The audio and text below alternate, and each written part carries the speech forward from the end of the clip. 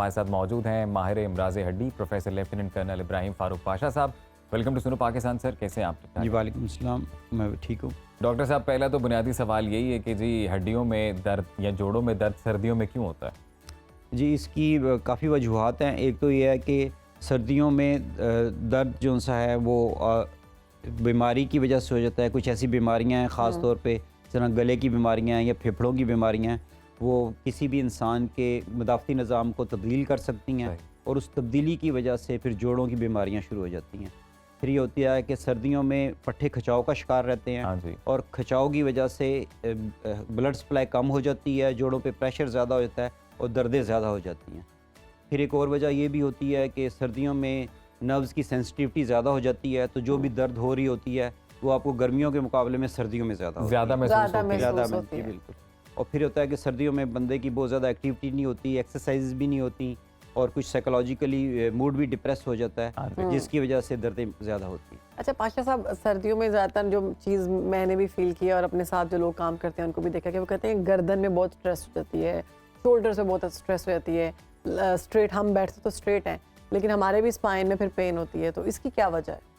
इसकी वजह यही है कि जब गर्दन में सर्दियों की वजह से ये पट्टे एकदम खिंचाव का शिकार हो जाते हैं और पट्टे जब खिंचते हैं बाज़-औक़ात तो इनमें ये इतने स्ट्रॉन्ग होते हैं कि बाज़-औक़ात बोन्स से टूट भी जाती है और पट्टे भी अंदर से टूट जाते हैं। ये बहुत स्ट्रॉन्ग, ये इतने ज़्यादा स्ट्रॉन्ग होते हैं।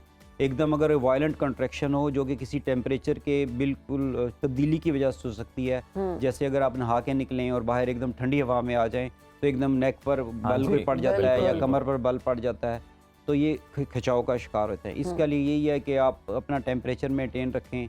अगर रूम टेम्परेचर मेंटेन नहीं रख सकते तो अपने बॉडी पर लिबास, लेयर्स, स्वेटर्स, जैकेट, इस तरह का मफलर वगैरह इसको इस्तेमाल करें और नेक के लिए आप एक एक्सरसाइजेज वगैरह करें और तकिया अपना मुनासिब रखें। मेडिकेटेड लें तो अच्छी बात है। जी, मेडिकेटेड भी ले सकते हैं। अगर मेडिकेटेड नहीं ले सकते, अफोर्ड नहीं कर सकते, तो कोई ऐसा पिलो लें जो मुनासिब हो।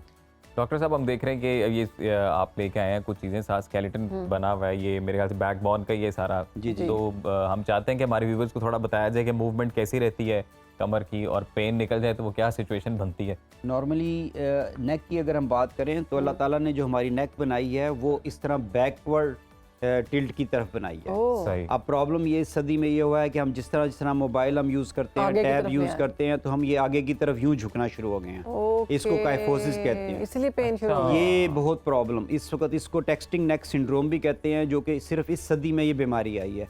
पिछली सदियों में ये टैब और मोबाइल वगैरह से पहले ये बीमारी नहीं थी। टेक्सटिंग नेक सिंड्रोम, टेक्सटिंग नेक सिंड्रोम, हम हर वक्त बैठ के टेक्सटिंग यूं करते रहते हैं। तो आइडियली तो नेक को इस पोजीशन में होना चाहिए और पिलो हमारा जो है वो मुनासिब होना चाहिए। पिलो हमारा ऐसा होना चाहिए, फ़र्ज़ की हम करवट करके ऐसे लेटे हुए हैं तो ना इतना पिलो छोटा हो कि गर्दन हमारी ऐसे इस तरफ हुई हो, ना ऑपोजिट हो। तो अगर सख्त पिलो लेना चाहिए या नरम लेना चाहिए? पिलो बस मुनासिब लेना चाहिए, सख्त ना हो कि इस तरह ना हो कि उससे दर्द शुरू हो जाए, लेकिन स्टिफ होना चाहिए कि नहीं ना हो कि बंदा उसमें धंसता चला जाए। ठीक है। अच्छा, कुछ लोग कहते हैं कि सी सेक्शन में जब उनको स्पाइनल इंजेक्ट किया गया तो उनको बहुत ज़्यादा उसके बाद से आपके स्पाइन में दर्द शुरू हो गई, तो ऐसा होता है क्या? ये भी एक मिथ है, मतलब एक बिलीफ है जिसका कोई साइंटिफिक प्रूफ नहीं है, क्योंकि दुनिया में बहुत सारी ऐसी स्टडीज़ हो चुकी हैं जिसमें ऐसी औरतों को स्टडी किया गया है और उसमें कोई प्रूफ नहीं मिला। अब लगता कहाँ इंजेक्शन? हाँ, उसकी एक वजह ये होती है कि जब फ़र्ज़ किया कि ये हमारी स्पाइन है और ये पेशेंट, ये फ्रंट साइड है और ये बैक वाली साइड है, और ये बैक वाली साइड से जब हम स्पाइनल लगाते हैं तो इस स्पेस में हम नीडल डाल के यहाँ पर वो दवाई छोड़ते हैं। ठीक है। जबकि जो स्पाइन की जो बीमारी की वजह से या दर्दें जो ज़्यादा होती हैं ये फ्रंट से आती हैं, तो उस फ्रंट पर वो सुई तो कभी पहुंचती नहीं है।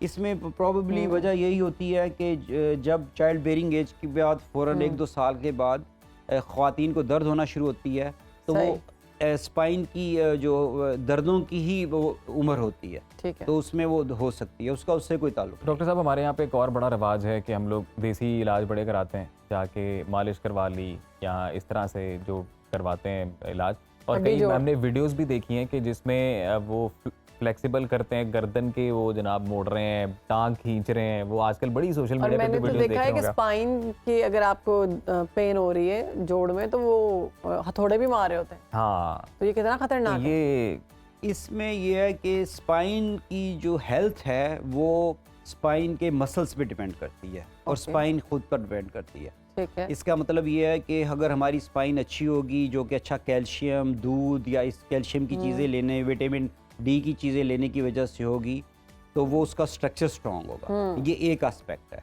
दूसरा एस्पेक्ट ये है कि जितने हमारे मसल्स मजबूत होंगे, जितने हमारे मसल मजबूत होंगे, हम जितनी एक्सरसाइजेस करेंगे उतने हमें स्पाइन के प्रॉब्लम्स कम से कम होंगे। ठीक है। तीसरा फिर यह है कि हमें पता होना चाहिए कि हमारा जिस्म और हमारा दिमाग कितना वजन उठा सकता है। सोचो में तो हम कई हजार किलोग्राम भी उठा सकते हैं। कभी-कभी हम किसी को दिखाने के लिए बहुत ज़्यादा भारी चीज़ एकदम से उठा लेते हैं। बिल्कुल यही होता है कि हम रूटीन में काम नहीं कर रहे होते और एकदम दिन आता है कि हम कहते हैं चलो हम ये बेड भी उठा लें या ये कोई वजनी चीज़ भी उठा लें, चलो ये चावल की बोरी भी उठा लें। तो ऐसा होता नहीं है। तो वो फिर ये है कि फिर ज़ाहिर है मिसमैच हो जाता है और फिर दर्दें निकल आती हैं।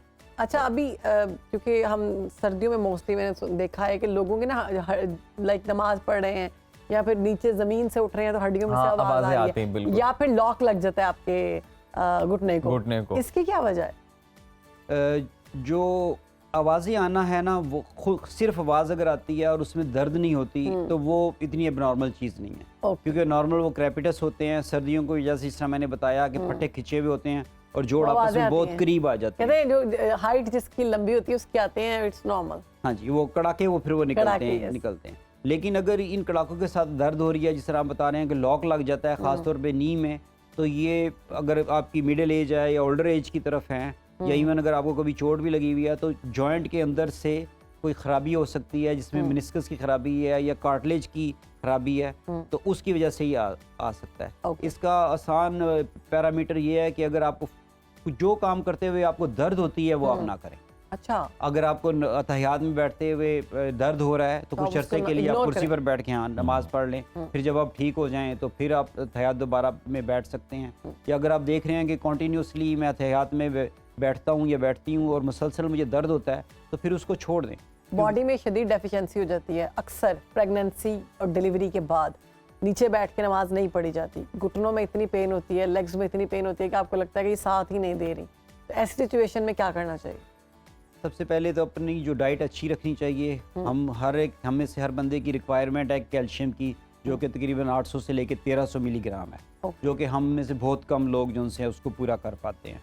तो उसके लिए दूध आप ले सकते हैं, चीज़ ले सकते हैं, योगर्ट ले सकते हैं, या कैल्शियम की गोलियां ले सकते हैं। और इसके अलावा आप जब आप समझते हैं कि नीचे बैठने से आपको दर्द हो रहा है तो आप उस पोजीशन में ना जाएं जिसमें दर्द हो रहा है। और नी के लिए एक बहुत आसान सी एक्सरसाइज है। मैं तो एडवाइस करूंगा कि जिन लोगों को नी में दर्द होती है वो इसको ज़रूर किया करें।